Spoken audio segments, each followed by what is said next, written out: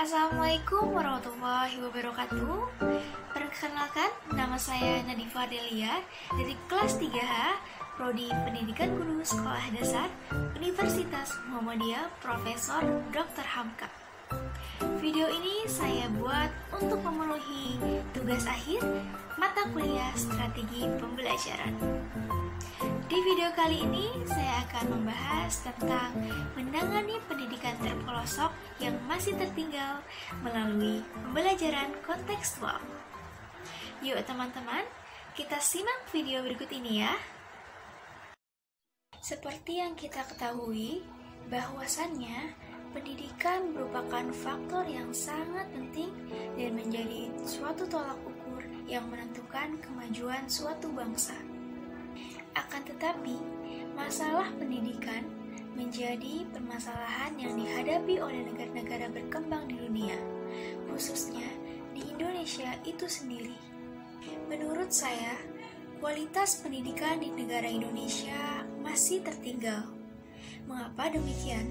Karena menurut pengamatan saya sendiri, tidak semua sekolah memenuhi standar pendidikan yang layak, yaitu saya mengambil contoh masalah perbedaan antara pendidikan di pelosok dengan di perkotaan. Hal ini bisa dilihat ketika pihak pemerintah lebih mengutamakan pembangunan di sekolah perkotaan. Di pusat kota, banyak dijumpai sekolah yang berdiri megah. Namun, beda halnya dengan keberadaan sekolah terpelosok yang hanya terlihat bangunan sederhana saja. Bahkan, akses menuju sekolahnya pun cukup sulit, karena jalanannya cukup terjal. Jalanan yang menanjak menurun, apalagi ketika musim hujan, jalanannya pun menjadi sangat licin.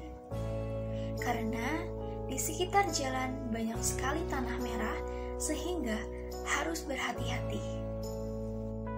Sebagai contoh, kasus yang terjadi di Desa Cibungur, Kabupaten Lebak, Banten ini, warga yang akan pergi kerja atau sekolah harus mempertaruhkan nyawanya, termasuk para pelajar.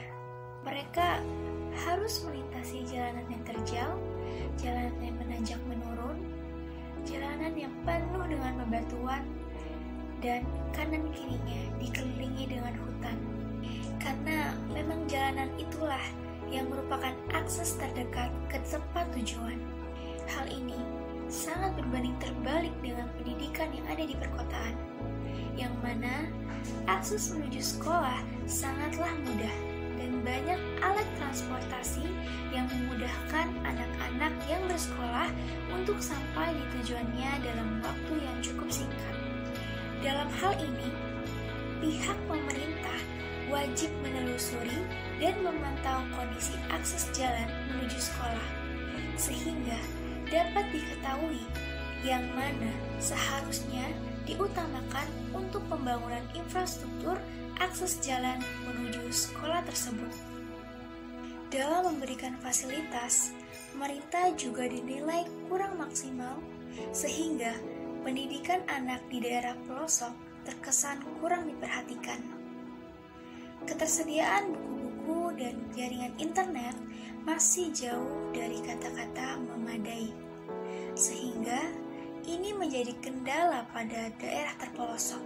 Ketika siswa ingin mendapatkan referensi tambahan tentang mata pelajaran yang sedang mereka pelajari, tetapi tidak ia dapatkan selayaknya. Hasil penelitian ini menunjukkan bahwa masalah pendidikan di daerah pelosok ini merupakan PR yang penting bagi kita. Akan tetapi, jangan khawatir untuk semua calon guru. Walaupun fasilitas buku-buku dan jaringan internet di sana kurang memadai, tetapi kita bisa membantu mengatasi masalah ini. Kita sebagai calon guru harus terampil memecahkan masalah ini dengan menciptakan strategi pembelajaran yang kontekstual. Pembelajaran kontekstual adalah pembelajaran yang menekankan dan mengaitkan antara materi pelajaran dengan kondisi kehidupan yang nyata. yang bisa dilihat secara langsung dan dianalisis oleh peserta didik. Artinya, saat kegiatan pembelajaran berlangsung, peserta didik bisa merasakan dan melihat langsung aplikasi nyata materi pembelajaran yang sedang dipelajari. Nah, ini tentunya sangat cocok untuk pendidikan di pelosok. Misalnya, sebagai contoh, kita bisa membawa bahan ajar berkecambahan untuk menunjukkan proses pertumbuhan biji. Kita bisa menanamnya secara bersama-sama. Kemudian, kita juga bisa mengajak siswa belajar sambil mentadaburi alam.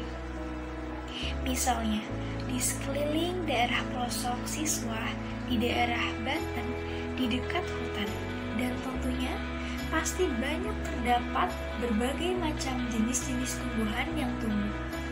Kita bisa mengajarkan secara real mengenai tumbuhan monokotil, dikotil, dan bagaimana cara tumbuhan itu bisa berfotosintesis.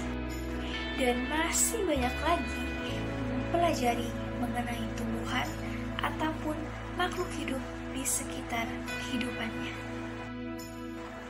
Di sana memang tidak terdapat fasilitas pendidikan seperti halnya dengan di kota. Mereka mendapatkan buku ataupun jaringan yang baik. Tetapi di daerah terpelosok ini, di sana kaya akan sumber daya alamnya, sehingga siswa bisa belajar secara nyata dan mengaitkan materi dengan kondisi di kehidupannya. Benar bukan teman-teman? Ya, karena dengan suasana belajar seperti itu akan memunculkan pengalaman baru yang menyenangkan, tidak membosankan, dan mudah diingat tentunya. Jadi teman-teman, di sini sekiranya kita bisa membantu pemerintah dalam hal menciptakan generasi bangsa yang kreatif dan berwawasan luas, khususnya di daerah pelosok ini. Jadi, tidak ada kata tidak mungkin untuk bisa mewujudkannya. Kita harus berkomitmen untuk bekerja keras dan percaya diri, harus mau belajar banyak hal agar dapat terciptanya pendidikan yang maju dan modern. Nah teman-teman, itu dia tadi pembahasan mengenai menangani pendidikan terpelosok yang masih tertinggal melalui pembelajaran kontekstual. Sekian dari saya, kurang lebih mohon maaf. Wassalamualaikum warahmatullahi wabarakatuh.